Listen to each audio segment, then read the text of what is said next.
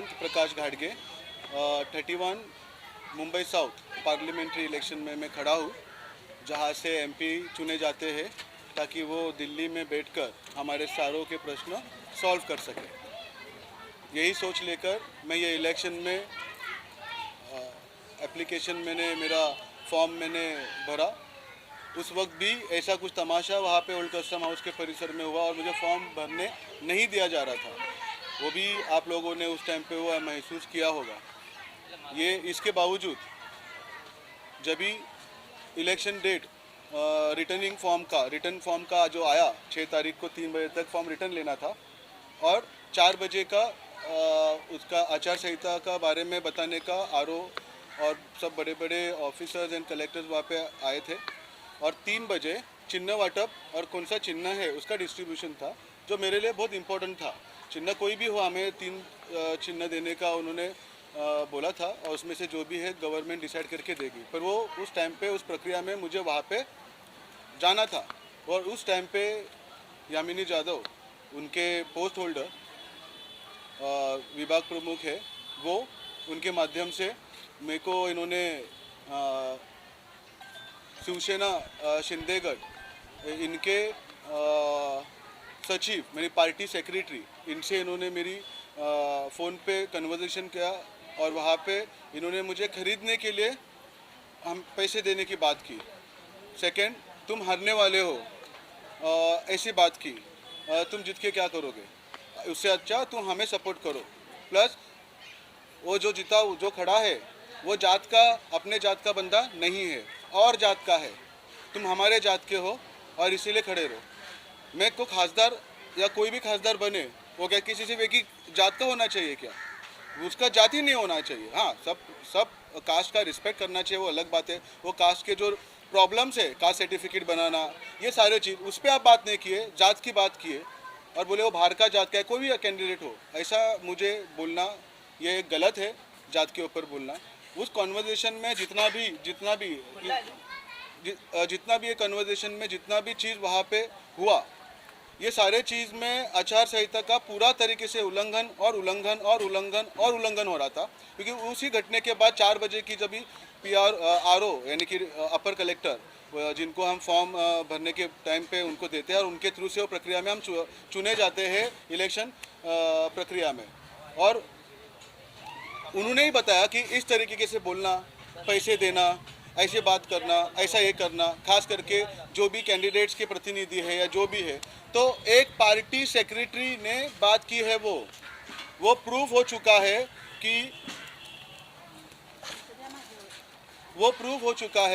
कि वो party secretary है।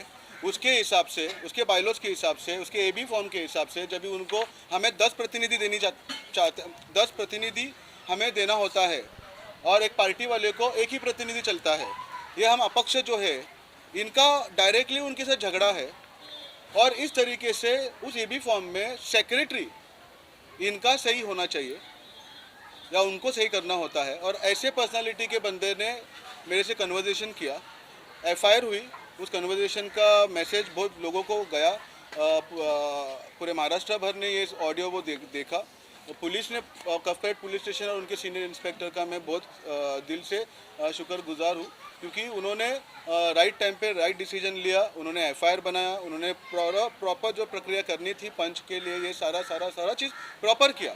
वो एक दिन में हो गया, उसके बाद एफआईआर आ गया, उसके बाद अरेस्ट अभी तक नहीं हुआ है। बेलेबल ऑफेंस है मैं मानता हूँ, पर कायदा एंड लॉ एक रास्ते पे रहने वाला जो भी एक गरीब बंदा है उसके लिए भी सेम है। और इस देश के राष्ट्रपति और प्रधानमंत्री जो भी बनेंगे, अभी एक राष्ट्रपति तो है, या जो भी प्रधानमंत्री बनेगा उसका भी सेम लॉ पे उसको जाना पड़ता है, कायदे से ऊपर ऐसा कुछ भी नहीं है। तो वो हिसाब से वैभव थोरात जो शिवसेना शिंदेगढ़ से सेक्रेटरी है, उनको डिस्क्वालीफाइड की प्रक्रिया में जाना होगा। उनके थ्रू से जो मास्टरमाइंड है यामिनी यशवंत जाधव, उनको एज अ मास्टरमाइंड उनके लिए वो हो रहा था, एक पार्टी सेक्रेटरी ने बात की है तो वो उस प्रक्रिया में डिस्क्वालीफाइड होना चाहिए। ऐसी मांग और ऐसी जिद बोले तो ये मेरा अधिकार है, हम करते तो क्या होता, 1 सेकेंड में हम जेल में होते, पर इनके साथ ऐसा कुछ नहीं हो रहा है। मेरा हर दिन ये लोग खा रहे। दूसरी बात, सॉरी बीच में मैं रोक रहा हूँ, पुलिस प्रशासन ने मुझे सिक्योरिटी दी है, आप देख सकते हो, और वो सिक्योरिटी 24 आवर्स हमारे साथ में रहता है, पर वो 20 तारीख तक रहेगा। उसके बाद क्या? तो ऐसे सारे मुद्दे को लेकर मैं आज सामने आया हूँ कि मुझे न्याय चाहिए। मुझे न्याय चाहिए मतलब कोई एक बंदा प्रधानमंत्री कौन बनेगा उसको जिताने के लिए हम इलेक्शन में कुछ लोग प्रचार कर रहे हैं। कोई लोगों को गद्दारगिरी किसने किया, पर वो गद्दारगिरी का नुकसान हम आम आदमी को मिला। 6 महीना महाराष्ट्र में सरकार नहीं थी, 2.5 साल सरकार ली, पर वो न्यूट्रलाइज सरकार रही। जुडिशरी सिस्टम काम कर रही थी, IAS ऑफिसर उस पर काम कर रहे थे, इनको मौका ही नहीं मिला। और 5 साल में जितने भी प्रकल्प, जितने भी काम होना चाहिए था, ये इनके बीच में मूवमेंट की वजह से सब काम रुक गया। 5 साल हम पीछे चले गए। इतने बड़ी घटना करने के बाद ये लोग इस तरीके से मीन्स प्रेजेंटेबल हमारे साथ रह रहे, ये सब गलत है। इसीलिए मैं आज इलेक्शन कमीशन के पास गया था, मिस्टर महाजन, उनसे मिला। उनसे मिलने के बाद यानी कि पुलिस स्टेशन ने पहला बोला था कि अभी इलेक्शन कमीशन का बात है, आप उनके पास जाइए। फिर सह्याद्री गेस्ट हाउस में जब भी मैं गया था, हमारा सब जो भी खर्चा हुआ है उसके लिए उन्होंने बुलाया था, मेरी कुछ साइन बाकी थी, उसके लिए मैं गया था। सुबह 12 बजे पहले पहुंचने वाले हाँ मैं उधर, और मुझे 7 बजे तक वहाँ पे इन्वॉल्व करते रहे। यानी कि मुझे 10 दिन हो गया, मुझे एक भी प्रचार करने मिला नहीं। फिर वहाँ पे मुझे गाइडेंस मिला कि जो कोड ऑफ कंडक्ट का जो भी डिपार्टमेंट है, ये हमने महाजन जी के पास दिया है, आप वो ही सब डिसीजन मेकर है। और आरओ तो सब डिसीजन पे उनको पावर है, पर ये है हम आज 2:30-3 बजे मेरे सुरक्षा बल भी साथ में थे, हम गए महाजन जी को मिले, उनको सब बताया कि पार्टी सेक्रेटरी के बंदे ने मुझे ये किया है और प्रूफ हो चुका है, उसके लिए FIR हो गई है। अभी आपको इसके ऊपर कोड ऑफ कंडक्ट का क्या आपने डिसीजन लिया?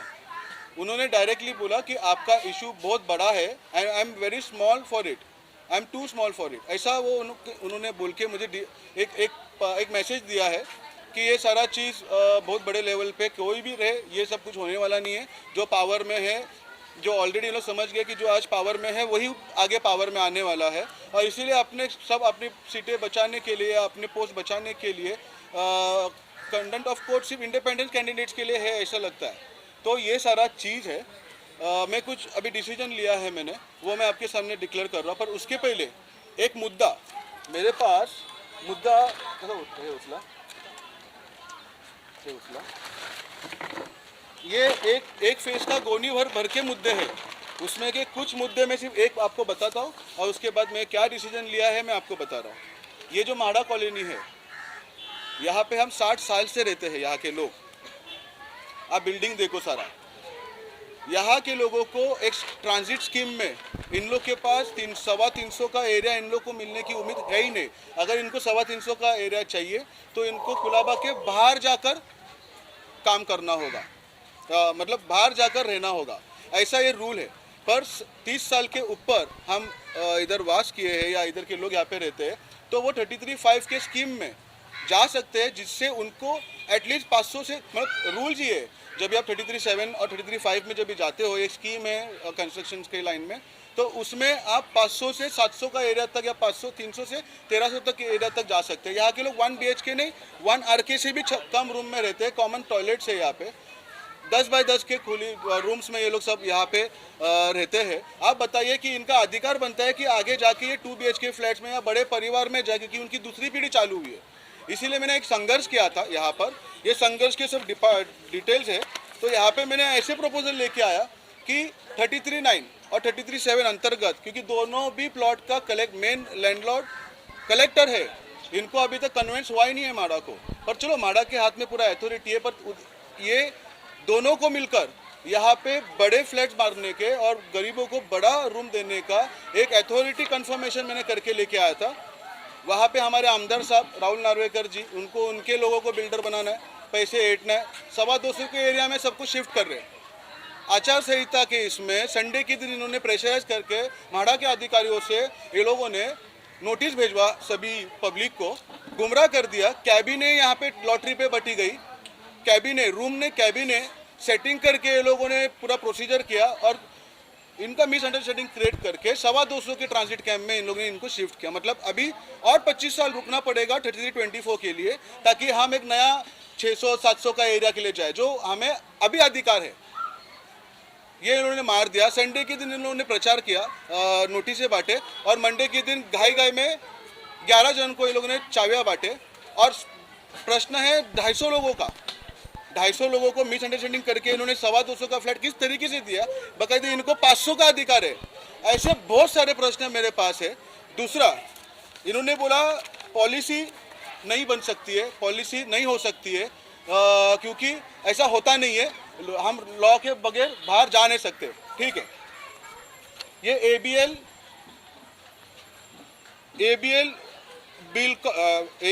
बिल्डकॉन एलएलपी, ये अविनाश भोसले जी जो है ना, अभी किधर प्रिजन में है कि बाहर है पता नहीं, बांद्रा में म्हाडा का एसआरए स्कीम, म्हाडा का स्कीम इन्होंने कमर्शियली एबीएल को दिया 33(9) के, इसमें 100% इंसेंटिव के साथ प्लस 35% एडिशनल। बीकेसी में म्हाडा जैसा यही जो कंडीशन है यहाँ की, वही कंडीशन वहाँ पे भी है। तो ये एलओआई कैसा पास हो गया?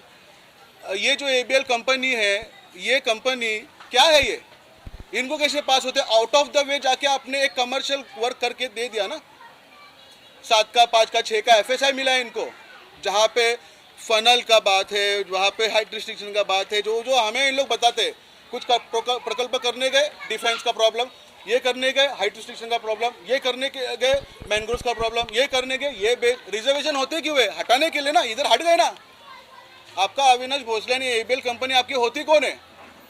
ये एक एग्जाम्पल है, ताकि मैं आपको प्रूफ कर सकूं कि ये सारा चीज़ सिर्फ बड़े लोगों का है, और हम यहाँ पे डेमोक्रेसी के नाम पे हम यहाँ पे सिर्फ और सिर्फ एक शीट बन के रह चुके हैं। भड़कना, गालियाँ देना, ये मेरा आदत नहीं है, परेशान हो चुका हूँ मैं। कैसे रहूँ मैं इतने छोटे घर में? खासदार की लेवल के ही मुद्दे बांटूंगा ना मैं, ये चलता है ना यहाँ पे, तो यहाँ पे भी करो ना। ये इन्होंने नहीं किया, और ये प्रूफ है, शासन के ये सब डॉक्यूमेंट्स है जिससे प्रूफ है कि 33(7) का स्कीम होता है।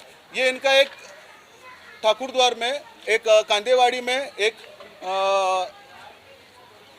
बिल्डिंग्स है, 31 बिल्डिंग्स है, इनको नोटिस भेजी, उसमें 4 म्हाडा का नोटिस है, उसमें नोटिस भेजा गया है कि 33 साल पुराना अगर कोई इमारतें तटीय इलाके में है तो वो डेवलपर अपॉइंट करके अपना 33(5), 33(7), 33(9), 33(10), 33(11) ये जो भी कायदे में बैठे, उसके बाद वो उसका अधिकार उस थ्रो से वो डिक्लेयर कर सकता है, मांग सकता है।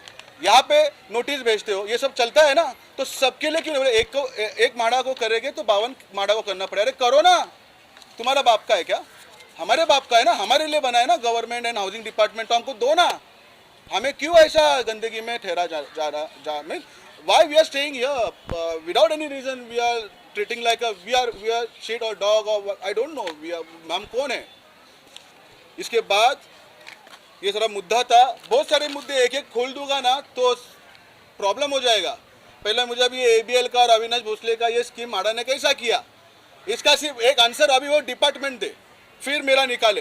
ये सारा चीज़ मैं करूँगा, इसीलिए इनको डर था, उसीलिए यामिनी जाधव और उनकी टीम या शिवसेना जो भी है, अरविंद सावंत है इसमें इन्वॉल्व, इसमें राहुल नार्वेकर है इन्वॉल्व, आगे जाके और इन्वॉल्व हो गए। ये सारे लोग इसने 10 सालों में 5 सालों में, इसका यॉट है राहुल नार्वेकर का, गेटवे के सामने 2 यॉट खरीदा उसने 6 महीने के अंदर। वो यॉट के अंदर क्या रखने के लिए यॉट खरीदा? इनके सारे काले कमाई के जितने भी होते हैं ना डॉक्यूमेंट्स, वो सारे लोग यॉट में भरते। जाओ ईडी को बोलो यॉट सबके चेक करे, अगर सबके अगर चिट्टे नहीं खुल गए, ये लोग बैंक में नहीं रखते, स्विस बैंक नहीं है, ये यॉट इनकी बैंक है, खरीदते और यॉट के अंदर डॉक्यूमेंट्स रखते, यॉट के अंदर पैसा रखते, सेफ रहता है। क्योंकि अगर हम नॉटिकल माइल्स में, अगर हम पाकिस्तान में हमारा अगर यॉट होता है तो इंडिया या इंडिया की डिपार्टमेंट वो यॉट के ऊपर कार्रवाई नहीं कर सकते, वो डॉक्यूमेंट्स पे कार्रवाई नहीं कर सकते, तो वो कंट्री के लोगों को परमिशन लेना होता है और तब वो डॉक्यूमेंट को रिवील करना होता है। कैसा करेंगे? There know all the policy, हमने इनको इंटरनेशनल लेवल पे लेके गए, तो उनको पैसे कैसे छुपाने? पानी में समुंदर इनका बैंक है। ये सारे यॉट अपने अपने कंट्रीज में रखते हैं जहाँ पे इनका माइग्रेशन या पॉलिसी बन गया है, और वहाँ पे सारे काले पैसे के सारे डॉक्यूमेंट्स है, और ईडी बीडी का नाम लेके बंगले पे छापामारी कर रहे हैं, हमें फंसा रहे। दे ऑल आर वन, ये सब फंसा रहे हमें। जाओ ना, मुझ जैसे कॉमन मैन को पता है कि यॉट के अंदर इन लोग डॉक्यूमेंट्स रखते हैं, पुलिस को नहीं पता रहेगा, ब्यूरो किसी को नहीं पता रहेगा। अरे यार गलत है ये। आज ये इलेक्शन में खड़े रहने के बाद आई गेट सम एक्सपीरियंस, और मुझे लगता है कि इंडिपेंडेंट कैंडिडेट या कोई भी कैंडिडेट हो, ये जो भाजपा सरकार बोलो, शिवसेना सरकार बोलो, जितने भी आज तक सरकार में आए हैं, सरकार से गए, सभी के मैं किसी के साइड का नहीं, किसी का भी नहीं हूँ। मैं सिर्फ मेरे वर्क और मेरे काम और मेरा जो पैशन है कुछ करने का, उसके लिए मैं हूँ। मुझे सिर्फ इतना ही बोलना है, मुझे ज़्यादा चिट्ठी निकालना नहीं है। मैं अभी मेरे साथ हुआ उस पर आता हूँ, नहीं उस पर आता हूँ। वो तेलगी का तो ऑफिस तो कर ही रहा है, हेरिटेज डिपार्टमेंट मैंने उसको ऑफिस खोलने का परमिशन कैसे दिया? ये कैसा एसेट में लिखा उन्होंने, एक हेरिटेज बिल्डिंग को ऑफिस किया है, जहाँ पे स्कैम हुए, जहाँ पे करोड़ों रुपए के स्टैम्प पेपर रखा गया था, वो कैसे क्या उधर वो ऑफिस बन गया? वो तो छोड़ो, मुझे थकाया इन्होंने लेटर पे लेटर, और अभी बिंदास बोल दे कि your issue is very big and I am too small for it. तो ठीक है, अभी ख़त्म हो गया। मुझे वही बोलना है, मैं हार गया हूँ, मेरे को नहीं पता मैं जीतूंगा हारूंगा, मैं उस पर था ही नहीं। विचारों से मैं जीता हूँ। बहुत सारा प्रतिसाद मेरे लोगों ने, मेरे वार्ड के लोगों ने, Colaba constituency, Malabar hill constituency, Byculla constituency, Sewri constituency, Worli constituency, ये जितने भी कॉन्स्टिट्यूंसी आज, Malabar hill constituency, Mumba Devi constituency, ये 6 कॉन्स्टिट्यूंसी लोगों ने जो प्यार दिया है, यही मेरे को बहुत है। आपको वही लोग चाहिए जो आपको सताएंगे, जितने के बाद 2-2, 4-4 घंटा ऑफिस के बाहर रुकाएंगे, आपका ब्राइब ली जाएगी पर आपका काम नहीं होगा, क्योंकि सब काम इनके लिए बने हैं। अभी उसका अलीबाग में कितने प्रॉपर्टी खरीदा राहुल नार्वेकर ने? 150 करोड़ का टैक्स भरा है यामिनी यादव ने, इसके पहले भरा नहीं। हम 1 लाख भी टैक्स नहीं भरते, हमारे पास प्रॉब्लम हो जाता है गवर्नमेंट से। 150 करोड़ का अगर इसको टैक्स भरना था तो उतनी थकबाकी अभी तक भरी कैसी? और इलेक्शन के मूवमेंट में क्यों भरा उसने? Because it was a stunt कि मेरे पास बहुत पैसा है, मेरे विरोध में जाओगे तो आप खत्म हो जाओगे। मैं 150 करोड़ का एक दिन में अगर टैक्स भर सकता हूँ तो आप समझो मैं क्या कर सकता हूँ। It was a openly media bureaucracy के सामने उन्होंने सबको डराया है कि हमारे पास बहुत पैसा है, वो मैसेज है। तो मैं यही समझता हूँ कि मुझे नहीं लगता ये जंग ये होगी। आज मैं आपको बता रहा हूँ कि मैं 17 तारीख से अमरण उपोषण के लिए जा रहा हूँ। मुझे मेरा 10 दिन खराब कर दे, मेरा प्रचार ही नहीं हो पाया, मेरा कुछ भी नहीं हो पाया। अभी भी पुलिस कोर्ट ये कचहरी ये कर रहा हूँ। अरे 10 दिन तो फेयर गेम खेलते यार, वो भी नहीं उन्होंने करने पाया। आई एम सॉरी सभी को, मैंने कुछ प्रयास किया था कुछ नया करने का पर हो नहीं पाया। आई एम वेरी सॉरी। इनको वैसे भी सीट पीछे लेने का था ना। मैं डिक्लेयर करता हूँ, मैं सिस्टम, इलेक्शन सिस्टम, ये जो सिस्टम एज अ कैंडिडेट मैं हार चुका हूँ। ये इलेक्शन सिस्टम पावर्स को जिताने के लिए है। ये आचार संहिता ये सब फेक है, ईवीएम मशीन ये सब फेक है, कुछ नहीं है। डायरेक्ट सिस्टम ही है बिलोंग इसमें, और ये फेलियर ऑफ द सिस्टम है। मेरा विश्वास सिस्टम से उड़ गया है, ये इलेक्शन से मेरा सिस्टम उड़ गया है। ये एज अ कैंडिडेट मैं आज नहीं खड़ा रह रहा हूँ, मुझे काम करने का मौका भी नहीं मिलेगा। मैंने ये रख दिया, और मैं डिसरिस्पेक्ट नहीं है, ये सिर्फ नॉर्मल है, ये कुछ नहीं है। यहाँ पे सिर्फ ये नेताओं के बच्चे लोग ही बड़े बनेंगे, नेता बनेंगे और शिट कर देंगे इसको, कुछ नहीं होगा ये यहाँ पे। तो 17 तारीख से मैं आमरण उपोषण पे रह रहा हूँ, क्योंकि मुझे खरीदने की बात की है। जब तक का वो पार्टी का मेंबर वो और पार्टी एंड कैंडिडेट डिस्क्वालीफाइड नहीं होते, तब तक का मैं आमरण उपोषण, खाना पीना मैं सब छोड़ रहा हूँ। हॉस्पिटल पहुँचूँ या कब्र में जाओ, मुझे कोई प्रॉब्लम नहीं है, पर मैं अभी ये जिद छोड़ने वाला है। यही मुझे बताना था, क्योंकि उन्होंने बोला कि कोर्ट के बाद, इलेक्शन के बाद आप कोर्ट में जाओ, वहाँ पे रिट पिटीशन फाइल करो, ये प्रूफ दो and she will get disqualified. Who means a second number will be get a chance. मतलब ये दोनों में गेम खेलेंगे, शिवसेना हारेगी और शिवसेना जीतेगी। इधर सत्ते में शिवसेना भी है, इधर भी है, दोनों में अलग अलग नहीं है, दोनों में भी है। मीन्स सब गेम दो क्या, और हमें बकरा बनाने का काम कर रहे। तो ये सब मुझे दिखाता है। 20 तारीख के बाद सिक्योरिटी हट जाएगी, सब हट जाएगा, मेरे को परेशानी होगी, तब परेशानी होनी है, होने दो, पर आज वो परेशानी का मेरे को जवाब चाहिए। 17 तारीख से मैं अमरण उपोषण पे जा रहा हूँ। ये सब मैंने मेरा प्रचार आज से बंद कर दिया। धन्यवाद। 17 तारीख को मिलते हैं आज़ाद मैदान में, यही बोलना है। जय हिंद, जय भीम, जय महाराष्ट्र। Thank you. मेरा मैनिफेस्टो था, 10 दिन तक मेरा एक भी प्रचार नहीं हुआ है। आज सोचा था कि कल से मैं प्रचार करूंगा, तो सारी प्रक्रिया सामने रख कर, इसमें सारे मुद्दे 20 से 25 मुद्दे थे। अभी एयर कंडीशन को कोई मत करो, मत, मैं नहीं खड़ा हूँ। 10 नंबर का बटन कोई मत डालो, ये मुद्दे में मेरे कुछ काम के नहीं है। गद्दारों को सजा देने के लिए आप इलेक्शन में वोट डालो, मोदी जी को जिताने के लिए आप इलेक्शन में वोट डालो, सबको जिताने के लिए वोट डालो। हमारा भविष्य गटर में ही रहेगा, ताकि मुद्दे खत्म हो जाएंगे तो आप मांगने को आएंगे क्या? मैं ये मेरे मुद्दे छोड़ दे रहा हूँ, खत्म हो गया।